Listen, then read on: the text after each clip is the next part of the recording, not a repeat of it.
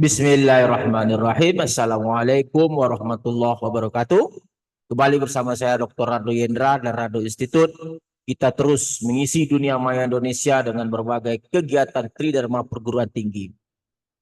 Bedah riset merupakan suatu menu andalan dari Rado Institute yang dapat memperkaya wawasan dan memandirikan mahasiswa Indonesia maupun peneliti lainnya untuk melakukan riset. Minggu lalu atau beberapa pertemuan yang lalu kita telah membahas suatu model peluang yang kita sebut dengan New Odds Model G Family. Kita sudah bahas tentang coding, terutama memanfaatkan optim untuk mengestimasi parameter. Lalu kita uji model tadi dengan menggunakan teknik density plot dan probability dan cumulative plot. Kita sudah bahas di pertemuan yang lalu. Silakan untuk bagi peneliti mahasiswa yang ingin melihat seperti apa kajian kita tentang New Odds G Family Distribution ini, masuk ke www.radoinstitute.com. Kita telah paparkan dengan baik, kita telah buka riset artikelnya, kita sampaikan modelnya, dan seterusnya. Nah, pada saat ini kita akan mempertajam kajian riset ini dengan memberikan sentuhan Bayesian Markov Chain Monte Carlo, terutama dalam mengestimasi parameter dari model New Odds G Family Distribution. Sehingga kita memiliki tambahan materi atau kita bisa memberikan penajaman untuk mencoba membandingkan dengan teknik-teknik sebelumnya. Oke, coba kita lihat R kita.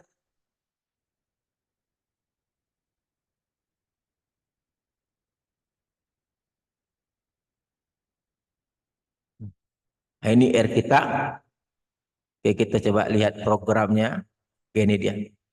Nah, ini adalah data set 1 yang kita gunakan seperti pada riset artikel. Kita run saja set 1 kita. Kita run. Ini data Z kita. Nah, data Z. Lalu program dari Markov Chain Monte Carlo itu seperti biasa didahului dengan memberikan coding program fungsi likelihood. Nah, fungsi likelihood ini tentu merupakan perkalian dari fungsi densitas dari New Odds G Family Distribution. Nah, kalau Anda melihat yang berwarna biru yang saya sorot ini adalah fungsi densitas dari New Odds G Family Distribution. Dan sangat panjang fungsi densitasnya. Nah, ini telah kita bahas sebelumnya, dari mana datangnya telah kita bahas, dari rujukan riset artikelnya juga sudah kita buka. Silakan masuk saja ke Rado Institute untuk melihat model ini. Nah, ini adalah model yang sesuai dengan apa yang disampaikan dalam riset artikel. Ada 4 parameter. Parameter 1 itu U, parameter 2 T, parameter 3E, dan parameter 4 TA. Nah, likelihood di sini. Prot itu hasil perkalian dari ini leak, ya, perkalian dari likelihood.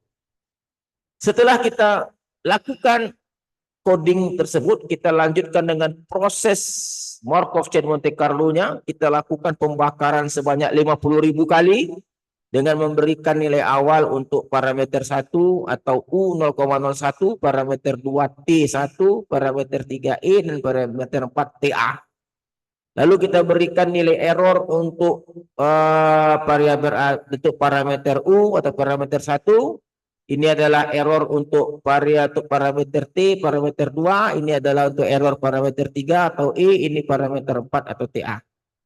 Lalu kita run dengan menggunakan konsep bahwa posterior density itu berasal dari hasil perkalian antara likelihood dan prior non-information. Prior non-information kita gunakan distribusi normal. Oke. Karena parameternya ada 4, maka ini adalah proses dari Markov Chain untuk parameter U. Ini adalah untuk parameter T. Ini adalah untuk parameter E. Dan ini adalah untuk parameter A. Masing-masing kita akan burning selama 50.000 kali. Nah, kita telah menjalankan proses Markov Chain Monte Carlo ini sebelumnya, karena kalau kita jalankan ketika sedang live seperti ini, akan memakan waktu yang lama. Jadi untuk pemirsa di rumah, silakan ditengok saja, silakan dicoba di rumah, lalu ditiru persis saja, ketik persis saja. Lalu run, nanti dia akan berhasil di run. Nah setelah kita run, kita akan melihat seperti apa grafik trace plot dan density plotnya. Kita coba runkan. Oke, Windows grafik. Nah ini dia. Ini adalah dari ini yang sebelah kiri trace plot untuk parameter alpha. Ini adalah parameter beta, parameter delta, dan theta. Karena kita tahu New Odds Weibull Distribution itu terdiri dari 4 parameter. Kita udah bahas sebelumnya kenapa 4 parameter, kita udah bahas. Oke. Lalu ini sebelah kanan ini posteriornya, nanti akan kita ambil perwakilannya merupakan yang terjadi pada puncak dari posterior density, atau kita akan gunakan nilai median dari setiap 50.000 pembakaran. Oke, kita lihat. Jadi untuk setiap parameter tadi, untuk parameter alpha kita ambil median U, beta kita beri untuk median T, delta kita beri nama untuk median E, theta kita beri nama untuk median TA. Kita tahu tadi U adalah parameter 1, T parameter 2, I parameter 3, dan TA parameter 4. Kita jalankan saja. Oke, lalu kita berikan komponen-komponen untuk melakukan density plot. Ini density plot. Ini adalah komponen untuk kumulatif plot, dan ini adalah I bilangan 1 sampai panjang data, N panjang data, dan kumulatif hampiran adalah I kurang 0,5 per N. Dan ini adalah FIW fungsi densitas. Oke, fungsi densitas seperti pada rujukan kita pada riset artikel. Di situ ada parameter 1, 2, 3, dan 4. Di mana parameter 1, 2, dan 3, dan 4 telah kita definisikan bahwa parameter 1 itu alfa, parameter 2 itu beta, parameter 3 itu delta, dan parameter 4 theta. Lalu yang FW besar adalah kumulatif, juga berdasarkan pada riset artikel yang kita bahas sebelumnya. Nah, kita jalankan semuanya, lalu kita akan coba lihat hasil plot kita. Kita run. Oke, ini hasil plot kita. Oke.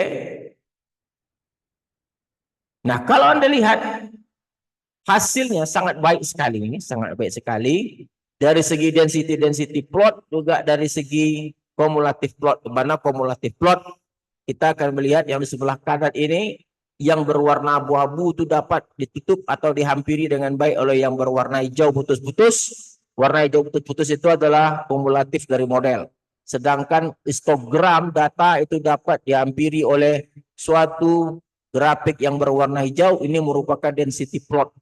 Density plot tentu berpasangan dengan fungsi densitas dari New Odds Weibull G Distribution. Oke, saya rasa apa yang kita lakukan pada kajian pada pagi hari ini sangat menarik.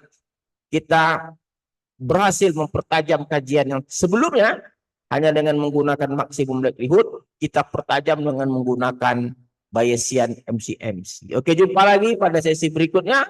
Assalamualaikum warahmatullahi wabarakatuh.